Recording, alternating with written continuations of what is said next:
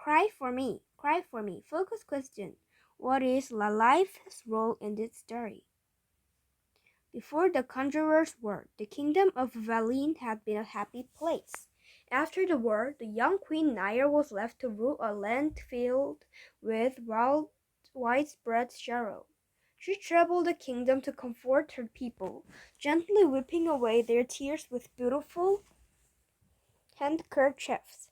She was especially gentle with the children, having lost her own mother, Queen Mater. She felt their woe. Time went on. Children born in peacetime brought joy. Sadness faded into memory. People slowly grew happy again. Valin gradually quiet rebuilt itself. Then, on the king's 17th birthday, the doors to the palace opened in the middle of the night. People heard the scraping of claws on stone, but they saw nothing. That was the last night of peaceful sleep for Valin's children. Queen Nair no longer left the palace to see her people. 10 years later, a young girl named Lalaith was sitting in the darkness of her brother Pegweg's room. She was watching for something, though she didn't know that.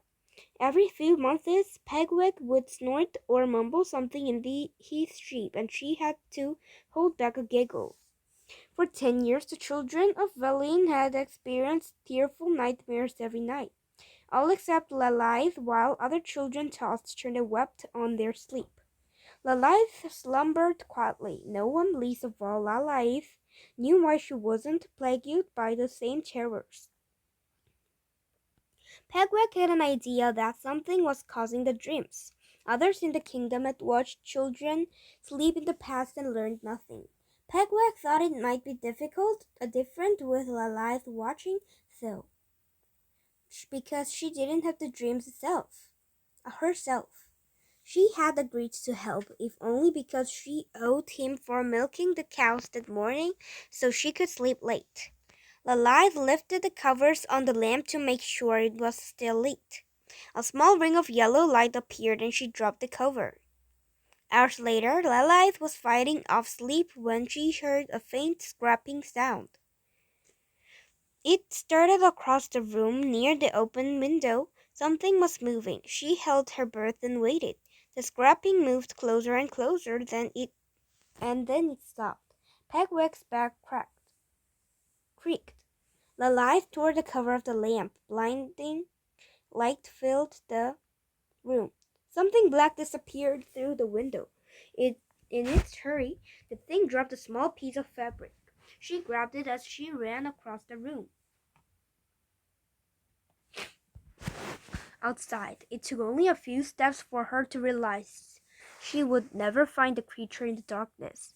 Then she heard the scraping again. This time, though, it was all around her. Things moved in the blackness. Suddenly, everything disappeared, and she felt strong claws grabbing her and lifting her up. At their touch, she felt more tired than she ever had before. In moments, she was asleep. Lalaith awoke on a cold floor, a great hall of polished stones stretched before her, with burning torches set into tall pillars. A woman in a deep blue gown sat on a throne. On her head rested a crown of black metal and dark violet stones. Her face was sunken. Dark circles surrounded her eyes. She looked sad and tired. "You," the woman hissed. Her voice was dry, like something dragging in dirt. "My creatures have told me of you." With the last word, Lalaith heard chittering and scraping from the darkness around her. "Those creatures are yours?" Lalaith asked. "Go before your queen," the woman snapped. Lalaith gasped and dowed. It was Queen Nair. What had happened to her? "Your Highness, I... Words failed Lalaith. "Don't speak." The queen's voice had dropped down to a rasp. "You are different from the other children. You do not weep at night. Perhaps you have royal blood, or you come from the line of conjurers." Lilith tried to explain that she was only a pleasant girl who helped the parents on their small farm. "No matter," the queen interrupted. "You will never leave this place." The queen raised her hand. In the darkness around the edges of the hall, things began to move.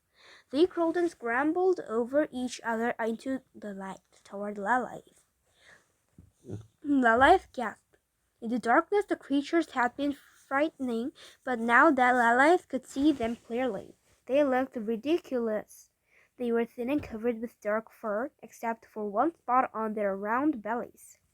Their fearsome claws made them waddle like the fat chickens on their parents' farm. Their large black eyes made her think of her puppy's face when he knew he'd done something bad. Lilith couldn't help herself.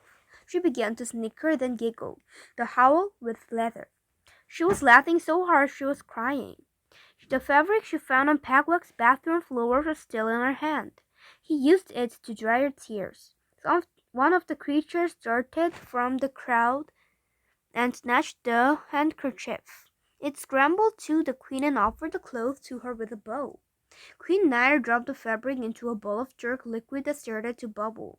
With shaking hands, she brought the bowl to her lips and drank. Slowly, she began to stand up.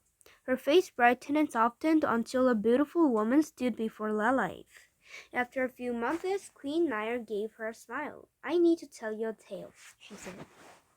The queen told Lilith how, before their defeat, the conjurers had surrounded control of their creatures but cursed her at the same time. The queen had to drink a potion made with children's tears each day, or she would die. To make matters worse, if the queen had any children, the curse would pass down to them. For some time after the war, people were still suffering. It was easy to get the children's tears they needed simply by comforting them.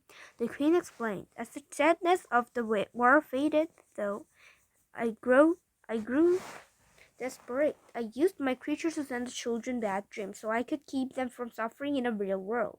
The potion was made from tears of fear and sadness. Though it changed me. I am so sorry. I never thought to try tears of joy. The curse made up gave me hope. I decided to have no children, so as not to pass on the curse. I am the last of the royal line," said the queen sadly.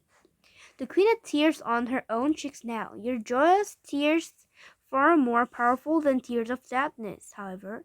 They had turned into curse into a blessing, the queen said. From that day forward, Queen Nair had her creatures being joyful dreams to all the children in her kingdom. Lilith and Queen became friends. They often traveled across the valley together, where once the children had brought comfort from sorrow, but she now brought the joy of laughter. When anyone, especially children, wept with joy, Queen Nair was there to dry their tears. When she grew old, Queen Nair named Lilith her heir of the throne. That is how a brave pleasant farm girl helped the queen avoid the worst effects of a curse and became a queen herself.